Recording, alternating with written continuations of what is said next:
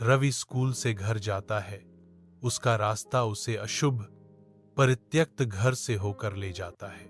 उसका चेहरा विरोधाभासी भावनाओं का एक कैनवास है। भय युवा जिज्ञासा के साथ कुश्ती कर रहा है। जर्जर घर मंडराता है।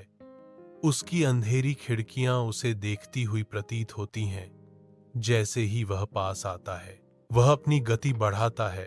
उसका डर जीत जाता है, क्योंकि वह सीधे घर की ओर देखने से बचता है। रवि जल्दी से चला जाता है, पुराने घर को पीछे छोड़ जाता है। हवा में एक शांत सवाल लटका हुआ है। एक और रात रवि को खंडहर हो चुके घर की ओर खींच ले जाती है, जो अंधेरे में एक मूक प्रहरी है। अंदर से प्रकाश की एक झलक झिलमिलाती है, जो छाया के पर्दे को भेदती है। हिचकिचाहट रवि के संकल्प से जूझती है, क्योंकि वह खुद को मजबूत करता है।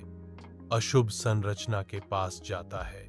सांस रोककर वह खिड़की से झांकता है, अज्ञात में प्रवेश करता है।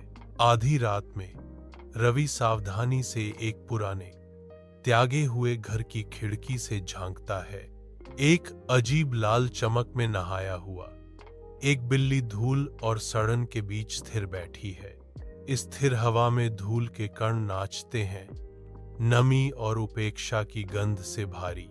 कमरा शांत है, सिवाय टपकते पानी की हल्की, लगभग अगोचर आवाज के। आधी रात में पुराने घर का दरवाजा बिना बुलाए ही खुलता है, जिससे परछायां निकलती हैं।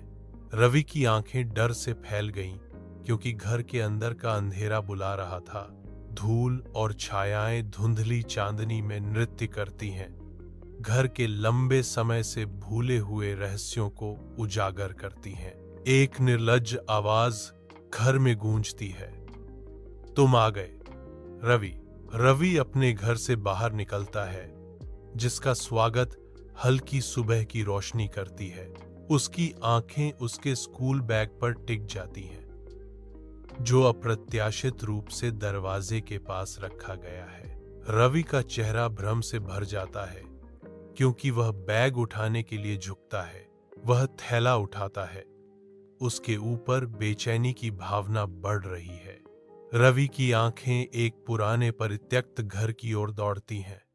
एक भयावह एहसास हो रहा है। वह बैग पकड़े हुए जमा हुआ खड़ा है, क्योंकि उसके चारों ओर रहस्य गहराता जाता है।